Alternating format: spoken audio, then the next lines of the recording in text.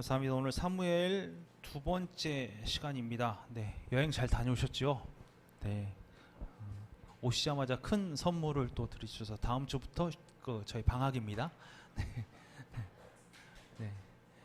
20분 전에 결정됐습니다. 다음 주부터 방학이고요. 저희가 8월 수요일만 방학입니다. 주일 예배는 방학 아니고요. 네, 수요일만 방학이고요. 8월 30일까지 방학을 하고 9월 6일 날부터 다시 이제 시작하도록 하겠습니다. 그때 다 까먹으실 것 같아요. 사무엘을 걱정이 좀 되긴 하는데 안 되면 뭐 다시 사무엘 하시죠. 여쭤봐서 기억이 안 나면 다시 사무엘 하는 걸로 하겠습니다.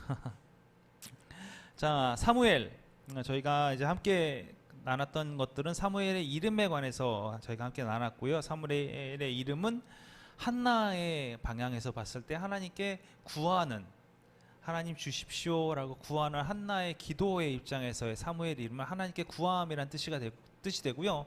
또 그 구함에 대해서 하나님께서 여기 이 아이가 있다, 내가 너에게 보내주는 이 아이가 있다라는 그 하나님의 시선에서 볼 때의 사무엘의 이름은 하나님께서 지명하심 이런 뜻이 있다고 말씀을 드렸습니다. 가족 배경에 대해서 우리가 쭉 함께 봤고요. 여러분 아시다시피 사무엘에 관한 부분들 저희가 저번에 한나에 관해서 배우면서 좀 어느 정도 알 수 있었던 부분이 있었고요. 저희 나시린에 관해서 저희가 좀 함께 나눴어요. 나시린에 관해서 좀 나누면서 그냥 단순하게 머리 긴 사람, 이 사람이 나시린이 아니라 하나님께 온전하게 구별되어 있고, 그 다음에 독주나 포도주를 마시지 않는 자, 근데 심지어 포도나 건포도도 먹지 않아야 한다라고 우리가 함께 나눠봤어요. 쭉 그렇게 아주 심각하게 따지고 보면 그쪽은 아예 버려야 한다 이런 부분까지 말씀드렸는데 그 의미에 관해서도 저희가 함께 나눴고요.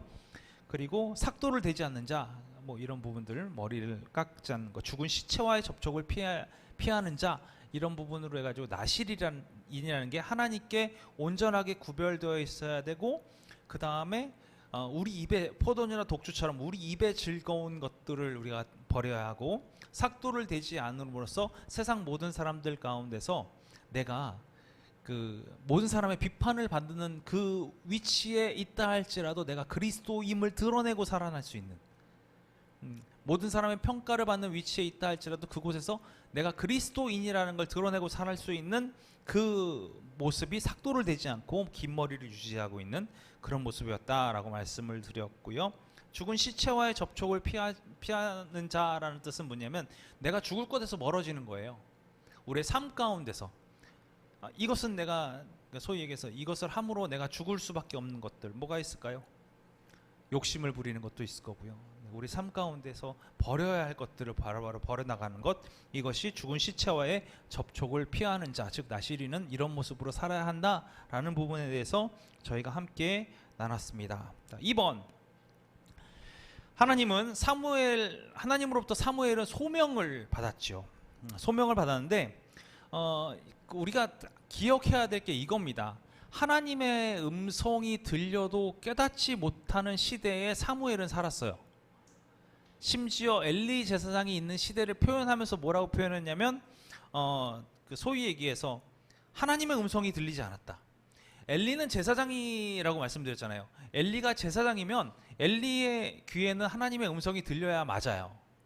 말씀대로 살아야 하니까. 그런데 그렇지 않았다. 그것이 희귀했다. 그래서 사무엘상 3장 1절 말씀 보니까 뭐라고 나와있냐면 아이 사무엘이 엘리 앞에서 여호와를 섬길 때에는 여호와의 말씀이 희귀하여 이상이 흔히 보이지 않았더라, 이렇게 기록하고 있어요. 그러니까 말씀이 희귀하고 이상이 흔히 보이지 않았다. 그러니까 뭔가 하나님의 놀라우신 것들이 이제 짠 하고 드러나는 것들이 우리 삶 가운데도 있거든요. 그런데 그런 것들이 아예 없었다라는 거예요. 아예. 그걸 뒤집어 놓고 보면 엘리 제사장 시대에는 하나님의 말씀과는 동떨어져 있는 삶을 살고 있었기 때문에 하나님의 말씀을 보이면 그게 이상하게 변질되어 버릴 수밖에 없는 시대가 있을 수 있다는 거예요. 저희가 이걸 좀 구분을 해야 되거든요. 하나님께서 말씀을 주셨어요. 이 말씀을 주셨는데 이 말씀을 우리가 잘 소위 말해서 소화하고 순종하고 그 말씀대로 살아가고 있으면 그런 문제가 되지 않습니다. 그럼 하나님께서 그 말씀대로 걸어가는 사람에게 복 주시고 은혜를 내려주시고 하나님께서 물질적인 축복 뭐 다 부어주실 거예요. 그리고 정말로 말도 안 되게 기적과 같은 일들을 우리한테 많이 보여주실 거예요. 실제로 그런 것들이 우리 삶 가운데도 보여질 때가 있으니까 그런 것들을 보여주실 거예요. 그런데 하나님의 말씀과는 동떨어져 있는 삶을 살고 있으면 이상이 보이면 뭐라 그럴까요? 이상이 보이면 소위 말해서 그냥 야 이거 재수야, 운이 너무 좋았어, 야 이거는 내 능력이 장난이 아닌 거야, 내가 이런 힘도 있었네, 이런 반응을 보이는 시대라는 거예요. 쉽게 얘기해서 하나님께서 뭘 보여주시려고 해도 그 보여주신 게 다 어떻게 되는 거예요? 왜곡되는 시대. 그러니까 하나님께서 이상을 보여주시겠습니까? 말씀을 들려주시겠습니까? 안 그런 시대라는 거예요. 우리가 말씀이 희귀한 시대에 살고 있다라고 여겨지는 순간이 오시면 말씀에 온전히 우리가 순종하고 있는가? 라는 부분에 대해서 한 번쯤 고민해 보셔야 돼요. 말씀이 희귀한 시대라는 것은 하나님 입장에서 말씀이 희귀한 시대라는 건 불가능해요. 불가능합니다. 왜냐하면 하나님은 늘 우리를 사랑하여 주시고 복 주기를 원하시는 분이시잖아요. 하나님 입장에서는 말씀이 희귀한 시대라는 게 불가능해요. 이상이 없는 시대 불가능해요. 인간이 보기에 말씀이 들려도 그 말씀이 어떻게 들리는 거예요? 그냥 환청이에요. 이상이 보여도 그게 어떤 거예요? 그냥 이적과 기적이에요. 하나님과 별개로 이루어진. 그러니까 모든 시대가 어떻게 보이느냐? 말씀이 희귀하고 이상이 없는 시대처럼 보이는 거예요. 그러니까 오늘 사무엘에게 사무엘아라고 부르셨는데 엘리는 뭐라고 대답합니까? 난 너 부른 적이 없어. 이렇게 반응하는 거예요. 그리고 엘리의 반응을 가만히 살펴보시면 어떻게 반응하냐면 정말 뭐라고 표현할까요? 정말 형식적으로 답을 해요. 야, 혹시 부르시면 하나님이 부르실지도 모르니까 무릎 꿇고 가가지고 거기서 제가 듣겠습니다 라고 얘기해 라고 뭐라고 얘기하는 거예요? 정말 형식적으로 그냥 이게 정답이야, 이 정답만 해 라고 얘기해주고 있는 게 엘리의 모습이에요. 왜요? 자신은 그런 모습을 들은 적이 없으니까. 우리 스스로를 돌아볼 필요가 있다는 거예요. 그래서 말씀이 희귀하고 이상이 안 보인다 라는 부분, 그걸 알아야 합니다. 그리고 사무엘을 하나님께서 부르실 때에 사무엘을 어떤 모습으로 부르셨냐면 하나님의 대언자의 모습으로 부르셨어요. 하나님의 대언자. 대언자가 뭐냐면 하나님의 말씀을 대신 이야기해 주는 사람. 하나님께서 너 이렇게 얘기해 그러면 그대로 가서 토시 하나 안 틀리게 전해주는 사람. 이 사람을 대언자라 그래요. 여기에 뭔가 나의 생각과 나의 것이 섞이면 이거는 대언자가 아니에요. 하나님의 말씀을 그대로 전하는 사람, 이게 대언자입니다. 그래서 사무엘상 3장 4절에 보니까 하나님께서 사무엘을 부르시죠. 여호와께서 사무엘을 부르시는지라 그가 대답하되 내가 여기 있나이다 하고 불렀어요. 하나님께서 불렀어요. 그리고 3장 10절에 보니까 여호와께서 임하여 서서 전과 같이 사무엘아 사무엘아 부르시는지라 사무엘이 이르되 말씀하옵소서 주의 종이 듣겠나이다 하니 이렇게 얘기하고 있어요. 하나님의 음성을 내가 계속 듣겠다라고 얘기하고 있어요. 듣겠다. 이게 대언자의 모습의 가장 중요한 모습입니다. 나중에 저희가 좀 살펴보겠지만 당시에 사무엘의 나이가 학자들마다 좀 다르게 얘기를 하긴 하는데 보편적으로 이때 나이가 3살 정도 됐다라고 얘기해요. 3살. 정말 어리죠. 이 3살 정도 되는 아이가 하나님의 음성을 들은 거예요. 자, 그 다음에 또 어떤 사무엘을 어떻게 하나님께서 부르셨냐? 선지자로서 불렀어요. 선지자로서. 아까 뭐라 했죠? 대언자로서 불렀잖아요. 그 다음에 선지자로서 불렀습니다. 그래서 선지자, 대언자, 선견자, 파수꾼으로 부름을 받은 것이 사무엘입니다. 사무엘. 그러니까 아무것도 없는 빈터에 아무것도 없잖아요. 아무것도 없어요. 거기에 뭐를 부르시냐면 하나님의 말씀을 전할 사람, 선견자, 미리 하나님이 보여주는 걸 볼 수 있는 사람. 그 다음에 파수꾼. 그러니까 뭐냐면 하나님의 말씀대로 사람들이 잘 살고 있는가 지켜보는 사람. 이 사람으로 사무엘을 부르신 거예요. 그래서 사무엘이 부름을 받았음에도 불구하고 자기는 그냥 부름 받은 걸로 끝난 거라고 생각을 했는데 그것이 아니라 사무엘서 3장 20절 보니까 뭐라고 나와 있냐면 단에서부터 브엘세바까지의 온 이스라엘이 사무엘을 여호와의 선지자로 세우심을 입은 줄을 알았더라, 이렇게 얘기하고 있어요. 3장 20절에 보니까 선지자로 세운 줄 알았더라. 누가 안 거예요? 백성들이 안 거예요. 이미 백성들이 알고 있는 거예요.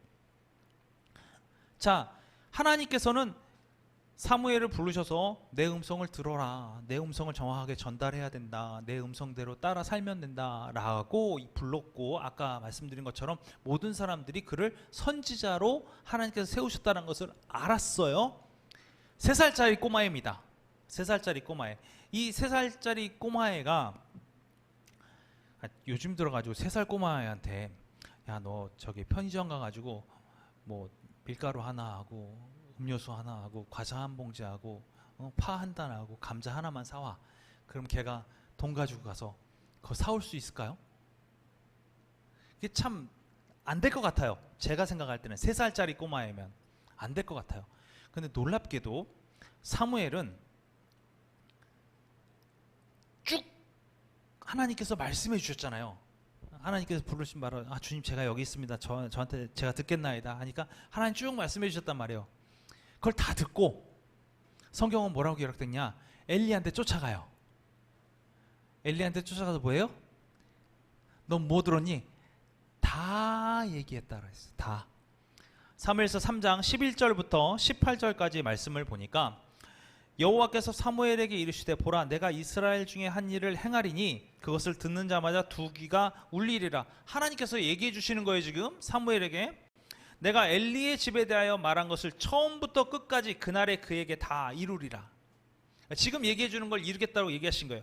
내가 그의 집을 영원토록 심판하겠다고 그에게 말한 것은 그가 아는 죄악 때문이니 이는 그가 자기의 아들들이 저주를 자청하되 금하지 아니하였음이니라.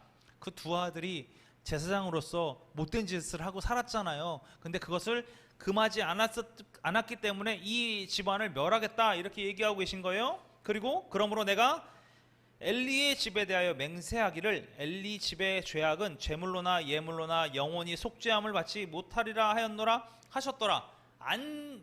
용서 안 하시겠다라는 거예요. 하나님께서 그 집에 대해서. 사무엘이 아침까지 누웠다가 여호와의 집의 문을 열었으나 그 이상을 엘리에게 알게 하기를 두려워하더니. 왜 그랬을까요? 아니 3살짜리 꼬마가 대제사장의 그 집이 멸망당할 거라는 걸 하나님으로 들었잖아요. 얘기하면 이게 뭐 말도 안 되는 뭐 이럴 수도 있으니까 말하기를 두려워한 거예요. 근데 거꾸로 이제 엘리가 부르죠. 엘리가 사무엘을 불러 이르되 내 아들 사무엘아 하니 그가 대답하되 내가 여기 있나이다 하니 그가 이르되 내게 무엇을 말씀하셨느냐 청하노니 내게 숨기지 말라. 내게 말씀하신 모든 것을 하나라도 숨기면 하나님이 내게 벌을 내리시고 또 내리시기를 원하노라 하는지라. 이제 진퇴양난입니다. 얘기 안 해도 안 되고 얘기를 해야만 되는 그런 상황이 벌어진 거예요. 사무엘이 그것을 그에게 자세히 말하고 조금도 숨기지 아니하니 그가 이르되 이는 여호와의 신이 선한 대로 하실 것이니라 하니라. 3살짜리 꼬마가 대제사장 앞에서 하나님께 들은 모든 말을 그대로 자세히 설명했다라는 거예요. 자세히. 이게 대언자입니다. 엘리도 마음으로부터 이거에 대해서 매우 찔렸을 것 같아요.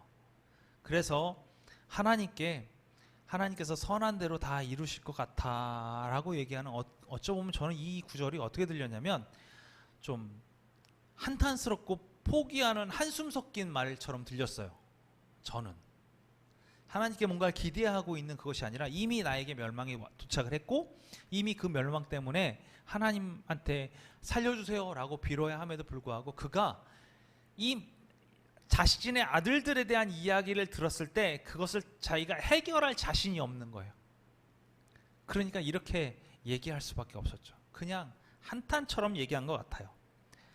이는 여호와의 신이 선한 대로 하실 것이니라. 생각해 보십시오. 3살짜리 어린이가 이걸 자세히 말한다는 게 얼마나 어려운 일이겠습니까? 쉬운 일이 아닙니다. 이게 다른 의미로 이렇게 좀 바라보면 뭐냐면 선지자라는 말이 대언자, 하나님 말씀 대신 얘기하고 하나님 보여주신 걸 보고 그 다음에 그대로 이루어지는지를 살펴보는 이 세 가지 대언자, 선견자, 파수꾼의 임무를 수행하는 게 선지자라고 말씀을 드렸잖아요. 이거부터 시작인 거예요. 하나님의 말씀을 듣고 어떻게 했습니까? 대제사장 앞에 다 얘기하고 그대로 될 것을 옆에서 보고 있잖아요. 여기서부터 선지자의 입장이 출발을 하는 거예요. 선지자의 직무가 출발되는 거죠.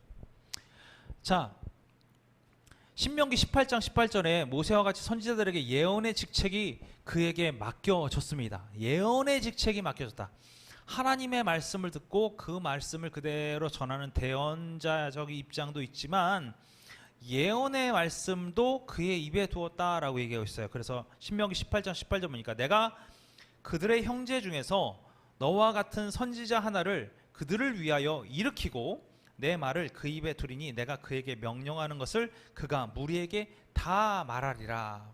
이렇게 얘기하고 있어요. 이건 이제 신명기 때 모세의 이야기예요.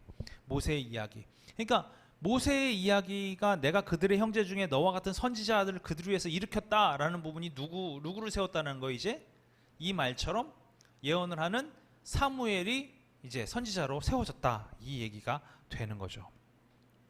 그래서 성경은 그 예언이라는 절차가 모세를 통하여 하나님께서 모세를 통하여 말씀하셨던 첫 번째 세워진 이 사무엘이 선지자로서 세워진 것처럼 그 성경은 뭘 얘기하냐면 사무엘이 첫 번째 선지자로서 하나님의 말씀대로 명령대로 사는 첫 번째 선지자로서 세워졌다 이렇게 이야기하고 있는 겁니다. 그래서 사무엘상 9장 9절에 보니까 옛적 이스라엘의 사람이 하나님께 가서 물으려고 하면 말하기를 선견자에게로 가자 하였으니 지금 선지자라 하는 자를 옛적에는 선견자라 일컬었더라 이렇게 얘기하고 있어요. 그러니까 선견자 같이 아까도 말씀드렸죠.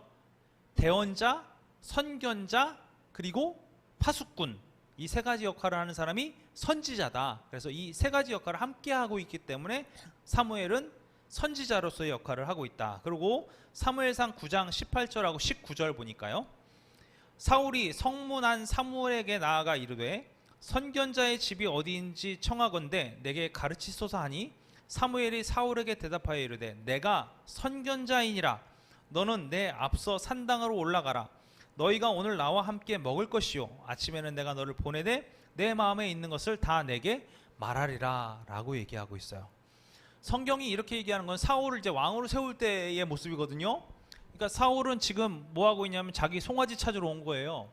송아지 찾으러 왔는데 보니까 사무엘을 만나게 됐고 사무엘에게 내가 지금 선견자의 집에 가서 물어볼 곳이 있어서 내 송아지를 찾아야 되는데 선견자의 집에 가서 물어봐야 되니까 선견자의 집이 어딘지 알려주세요. 그랬더니 내가 선견자야. 오늘 너 먼저 올라가 있어. 내일 아침에 같이 나하고 함께 먹고 아침에 너를 내가 보낼 건데 그때 내가 너한테 알려줄게 라고 얘기한 거예요. 사울의 입장에서는 뭘 생각하고 있냐면 잃어버린 송아지를 찾아주겠구나 라는 생각을 하고 산당에 올라간 거죠. 자, 계속 말씀드리지만 예언자, 선지자, 선견자, 파수꾼 다 같은 의미로 우리는 알고 있거든요. 그래서 사무엘상 10장 5절 보니까 뭐라고 되어 있냐면 그 후에 내가 하나님의 산에 이르리니 그곳에는 블레셋 사람들의 영문이 있느니라. 내가 그리로 가서 그 성읍으로 들어갈 때에 선지자의 무리가 산당에서부터 비파와 쏘고 소고와 저와 수금을 앞세우고 예언하며 내려오는 것을 만날 것이오, 이렇게 얘기하고 있어요. 그럼 이게 지금 보면은 여기서 보십시오. 어떤 무리가 내려온다 그랬어요? 선지자 무리가 내려온다라는 거예요. 선지자 무리. 지금 우리는 선지자를 뭐로 생각하고 있죠? 사울처럼 하나님께서 택하셔가지고 하나님의 말씀을 듣고 하나님의 말씀대로 사는 사람, 이게 선지자라고 세워진 걸로 알고 있잖아요. 근데 여기에 나오는 선지자 무리는 뭘까요? 선지자 무리. 선지자 무리. 그러니까 하나님의 말씀을 몰랐어요. 그러니까 쉽게 해서 몰랐어요. 아무도 몰랐어요. 근데 그걸 알고자 갈급해하는 사람들이 있을 거 아니에요. 하나님 말씀을 듣고 그 말씀대로 살기를 원하고 진짜 하나님의 말씀에 순종하고 그 이상을 보고 그 다음에 그 말씀이 나의 모든 삶을 이끌어가는, 그리고 하나님께서 그 영을 부어주셔서 그들의 입술을 통하여서 예언도 하고 밝히 보이기도 하고 파수꾼의 역할도 수행하는 그러한 선지자의 모습이 담겨있는 사람들, 이 학생들, 이해되세요? 사무엘이 그런 사람들을 모아놓고 하나님은 이렇게 말씀하신 거야. 너희가 이렇게 기도해야 돼. 이렇게 하나님 앞에 나아가야 돼. 훈련시킬 수 있잖아요. 그래서 알렉산더 YT라는 바이블 캐릭터라는 책을 쓴 이 분의 책에 뭐라고 나와 있냐면 사무엘이 노년의 선지 학교를 개설했다. 이렇게까지 표현하고 있어요. 이 구절을 이야기를 하면서. 그래서 사무엘상 19장 20절에도 뭐라고 나와 있냐면 사울이 다윗을 잡으러 전령들을 보냈더니 그들이 선지자 무리가 예언하는 것과 사무엘이 그들의 수령으로 선 것을 볼 때에 하나님의 영이 사울의 전령들에게 임함에 그들도 예언을 한지라, 이렇게 돼 있어요. 이게 무슨 얘기예요? 그러면은 아까 말씀드린 것과 마찬가지예요. 학생들을 모아놓고 선지자 학교를 세워서 그들에게 기도하는 법, 말씀에 순종하는 법, 하나님 말씀 듣는 법 다 가르쳐 준 거예요. 가르쳐주고 이들이 소위 얘기해서 영적으로 하나님께 나아가는데 더 가까이 가고 하나님의 말씀에 더 순종하고 더 가까이 가고 이러니까 이곳에 어떤 거 있는 거예요? 하나님의 성령이 임해 있던 거예요. 그러니까 사울의 전령이 가니까 그들도 하나님의 성령에 감동되어서 그들도 입술을 열어 뭐 했다는 거예요? 예언했다라는 거예요. 우리가 이렇게 함께 말씀을 나누는 것도요, 다른 의미가 있는 것이 아닙니다. 우리가 하나님의 말씀을 더욱더 잘 듣기 위한 거고 그대로 순종하며 살기 위한 거고, 그 말씀의 의미가 나를 얼마나 변화시키는지 늘 나를 새롭게 해가면서 날마다 참된 그리스도인이 되기 위하여 살아가는 것, 그 모습으로 가는 것, 이 길로 걸어가고 있는 것, 이것이 하나님의 뜻에 합한 사람이 해야 되는 일이기 때문에 그렇게 하는 거예요. 함께 예배하고 성경 공부하고 함께 기도하고 함께 찬양하고 이 모든 것들이 그렇게 되는 거죠. 그래서 우리가 하나님 앞에 더 가까이 가게 되면 오늘 이곳에도 하나님의 성령이 임하셔서 우리가 선지자, 선견자, 예언자, 파수꾼, 그 모든 역할들을 수행할 수 있는 그런 사람들이 우리가 되어 간다라는 거예요. 물론 조심해야 될 것이 있습니다. 앞서 말씀드렸지만 하나님의 말씀에 내 생각이 포함되어 있으면 그것은 의미가 없어져요. 그러면 안 되는 거예요. 요즘에는 예언한다고, 이게 좀 죄송합니다. 제가 이런 면에서 예언을 이야기하는 사람들이 있는데 그들의 이야기를 가만히 듣다 보면 그들 스스로가 그들의 말을 하고 있지 하나님의 말씀과는 멀어져 있는 모습을 많이 볼 때가 있어요. 그건 오히려 하나님과 못하는 예언이 될 수 있습니다. 그리고 모든 예언과 모든 이적들은 하나님의 성령이 임한 사람들과 함께 그 부분에서 검증 후에 이야기가 되는 거지, 그냥 내가 하나님으로부터 음성을 들었어, 그 말을 내가 이렇게 해야 돼 라고 생각하고 이야기하는 것은 아주 위험하다라는 부분을 우리가 좀 알 필요가 있습니다.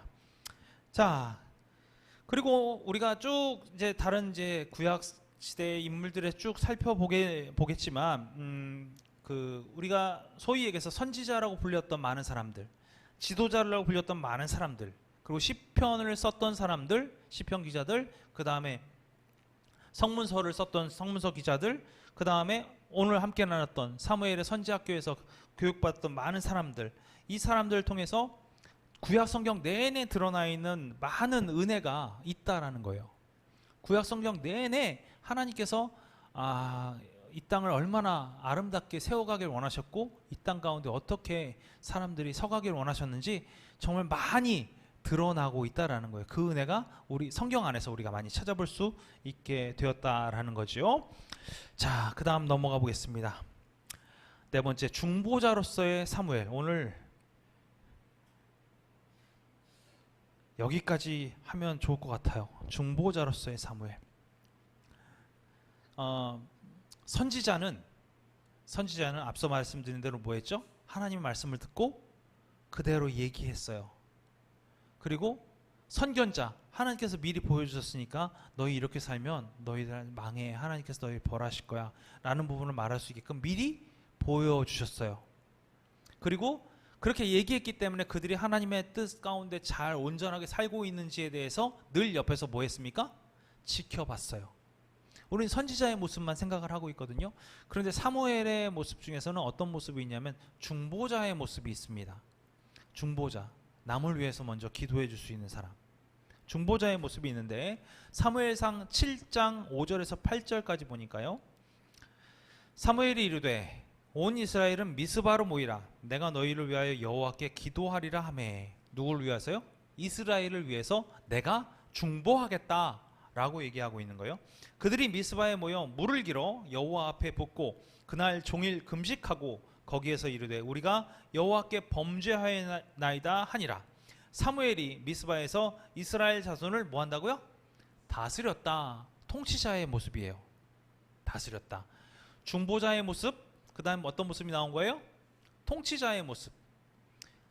이스라엘 자손이 미스바에 모였다 함을 블레셋 사람들이 듣고 그들의 방백들이 이스라엘을 치러 올라온지라. 이스라엘 자손들이 듣고 블레셋 사람들을 두려워하여 이스라엘 자손이 사무엘에게 이르되 당신은 우리를 위하여 우리 하나님 여호와께 쉬지 말고 부르짖어 우리를 블레셋 사람의 손에서 구원하시게 하소서 하니. 중보자의 모습이죠. 이스라엘 스스로가 어떻게 한 거예요? 사무엘을 스스로 통치자의 모습으로 부르기도 했고 중보자의 모습으로 부르기도 했다라는 거예요. 이스라엘 스스로가. 또 사무엘상 12장 18절에서 23절 보니까 이에 사무엘이 여호와께 아뢰매 여호와께서 그날에 우레와 비를 보내시니 모든 백성이 여호와 사무엘을 크게 두려워하니라. 실제적으로 이적과 기적이 보여지기 시작하니까 드디어 이스라엘 백성이 뭐 하기 시작했냐면 하나님을 두려워하기 시작한 거예요. 그리고 그 말씀을 대언하고 있는 사무엘을 두려워하기 시작한 거예요. 모든 백성이 사무엘에게 이르되 당신의 종들을 위하여 당신의 하나님 여호와께 기도하여 우리가 죽지 않게 하소서. 우리가 우리의 모든 죄에 악을 구하는 악을 더하였나이다. 살려주세요. 근데 그 기도를 누구한테 요청하는 거예요? 사무엘에게 요청하고 있는 거예요. 사무엘이 하나님과 가까우니 하나님께 기도해 주세요 라고 얘기하고 있는 거예요. 사무엘이 백성에게 이르되 두려워하지 말라. 너희가 과연 이 모든 악을 행하였으나 여호와를 따르는 데에서 돌아서지 말고 오직 너희의 마음을 다하여 여호와를 섬기라. 이게 하나님께서 미리 보여주신 부분이죠. 스스로 우리가 악을 제거할 수 있다라고 여기는 모습, 그러니까 이스라엘이 정말 어리석고 둔한 모습을 보여주고 있는 거예요. 우리가 너무 악에다 악을 더해서 행했으니까 제발 대신 기도해 주세요 라고 얘기하니까 내가 기도하는 것보다 더 중요한 건 뭐냐면 너희가 하나님께 돌아와서 하나님을 섬기는 거야 라고 얘기해 주고 있는 거예요. 돌아서서 유익하게도 못하며 구원하지도 못하는 헛된 것을 따르지 말라. 그들은 헛되니라. 악한 것에서 떠나라는 거예요. 여호와께서는 너희를 자기 백성으로 삼으신 것을 기뻐하셨으므로 여호와께서는 그의 크신 이름을 위해서라도 자기 백성을 버리지 아니하실 것이요 나는 너희를 위하여 기도하기를 쉬는 죄를 여호와 앞에 결탄코 범하지 아니하고 선하고 의로운 길을 너희에게 가르칠 것인즉. 너무나 중요한 말씀이죠. 사무엘에 관한 얘기 나오면 이 부분이 매우 귀중합니다. 사무엘은 뭐냐면 너희들은 내가 기도하는 것은 그건 내가 당연하게 하는 거야. 나는 이스라엘 백성 위해서 늘 기도하고 있어. 나는 기도하기를 쉬는 죄를 범하지 않을 거야 라고 얘기하고 있어요. 이스라엘 백성들에게. 근데 이스라엘 백성들에게 뭐라고 그러냐면 너희가 나한테 기도하라고 기도 요청해 놓고 너희들 마음대로 사는 거 그거 자체가 안 되는 거야. 그거보다 더 중요한 게 뭐야? 하나님께 돌아와서 하나님을 온전하게 섬기는 것, 이것이 중요하다는 거예요. 뭐라고 했어요? 아까도 나왔지만 여호와께서 너희를 자기 백성으로 삼으신 것을 기뻐하셨다. 비록 악에 물들어서 악한 일들만 계속 악에가 악을 더하는 그런 안타까운 일들을 하고 있는 이스라엘 백성이지만 하나님은 너희를 하나님 백성으로 삼으신 거에 매우 기뻐하고 계시다. 그러니까 뭐 하라는 거예요? 이제라도 돌아와서 하나님을 온전하게 섬겨라 라고 얘기하고 있는 거예요. 온전하게 섬겨라. 버려야 할 것도 버리고 온전하게 섬겨라. 아직 너희를 사랑하고 계신다. 이게 매우 중요한 핵심 포인트입니다. 여러분, 우리가 오늘 아까도 기도했지만 세상을 향하게 하는 중보자적 입장에서의 기도가 우리에게도 필요합니다. 매우 필요합니다. 물론 우리의 기도가 그들을 다 바꿀 수는 없어요. 그들을 변화시킬 수는 없어요. 그건 하나님께서 하실 일입니다. 그러나 하나님께서 하실 일이기 때문에 우리는 아무것도 할 게 없어요 라고 얘기하는 게 아니라 사무엘처럼 내가 기도를 쉬는 죄를 범하지 않겠다.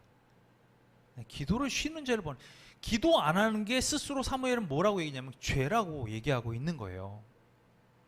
하나님과 대화를 안 하고 있는 걸 뭐라고 보고 있는 거예요? 죄로 보고 있는 거예요. 그러니까 나는 늘 하나님 앞에 기도할 거야. 이스라엘 백성을 위해 기도할 거야. 대신에 뭐 하라는 거예요? 너희도 하나님께 돌아와 라고 얘기하고 있는 거예요. 저희가 할 수 있는 건 뭡니까? 하나님 떠난 사람 멱살 잡고 하나님 앞에 데려다 놓는 게 중요한 걸까요? 아니요. 오늘 사무엘처럼 늘 기도하고 늘 하나님 앞에 나아가고 늘 중보할 수 있는 것, 이것이 중보자로서 우리를 부르신 하나님의 뜻일 줄로 믿습니다. 중요한 거예요. 자, 이 이후에 이제 제사장으로서 그리고 사사로서 하나님께서 이렇게 부르신 부분들이 있는데 이 부분부터는 저희가 방학을 마치고 9월 달부터 다시금 저희가 한번 보도록 하겠습니다. 하나님께서 그 사무엘을 부르신 모습을 가만히 살펴보면 하나님께서 사무엘을 이렇게 부르셨구나. 저는 그것보다 말씀이 희귀한 시대에 사무엘을 부르신 구체적인 이유, 말씀이 희귀한 시대일수록 거꾸로 우리가 어떻게 하나님 앞에 나가야 할까, 이 부분에 대해서 한번 더 생각해보는 시간들이었어요. 물론 이제 이후 시간에도 좀 같이 나누겠지만 한나가 그렇게 간절한 마음으로 하나님께 매달렸던 이유가 무엇일까? 하나님의 말씀이 희귀해서는 아니었을까?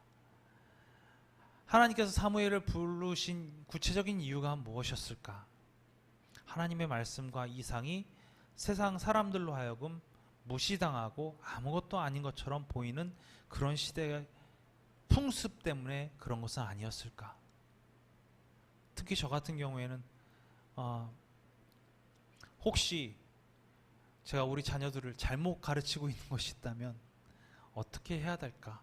이런 부분도 고민하는 그런 시간이 되었습니다. 여러분도 한번 고민해 보셨으면 좋겠어요.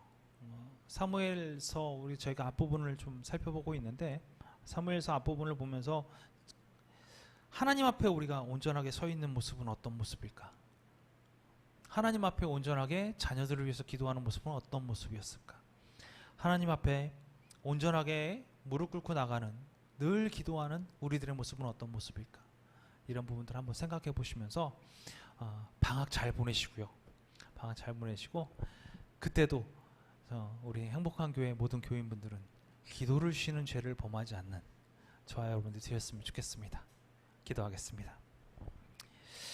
하나님 감사합니다. 늘 하나님 앞에 서 있는 우리들이 되길 간절히 원합니다. 어쩌면 지금 이 시대가 엘리의 시대처럼 말씀이 희귀하여 이상이 잘 보이지 않는 그런 시대가 아닌가 생각합니다. 우리 스스로의 삶을 돌아보게 하여 주시옵소서.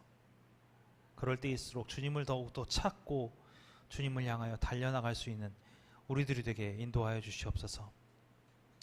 우리 한 사람 한 사람의 심령을 깨끗게 하여 주시고 그 마음 가운데 온전함을 허락하여 주시사 하늘의 복으로 늘 채워주시고 주님이 주시는 그 기쁘고 아름다운 뜻만을 붙잡고 살아갈 수 있는 우리들이 되게 인도하여 주시옵소서. 말씀에 순종하며 선지자의 모습으로, 선견자의 모습으로, 대언자의 모습으로, 파수꾼의 모습으로 살아갈 수 있는 우리들 되게 인도하여 주시고, 이번 수요 성경 공부를 통하여서 우리가 사무엘이 선지자들을 잘 키워냈던 것처럼 우리가 이 순간순간을 늘 귀하고 아름답게 간직함으로 말미암아 하나님의 영이 우리를 주장하고 주관하고 나갈 수 있는 아름다운 삶을 살아갈 수 있도록 우리를 인도하여 주시옵소서. 우리의 삶 한순간 한순간을 주님께서 지켜주시고 인도하여 주 믿사오며 감사드리며 예수 그리스도 이름으로 기도합니다. 아멘. 주기도문 하시겠습니다. 하늘에 계신 우리 아버지여, 이름이 거룩히 여김을 받으시오며 나라가 임하시오며 뜻이 하늘에서 이루어진 것 같이 땅에서도 이루어지이다. 오늘 우리에게 일용할 양식을 주시옵고 우리가 우리에게 죄 지은 자를 사하여 준 것 같이 우리 죄를 사하여 주시옵고 우리를 시험에 들게 하지 마시옵고 다만 악에서 구하시옵소서. 나라와 권세와 영광이 아버지께 영원히 있사옵나이다. 아멘.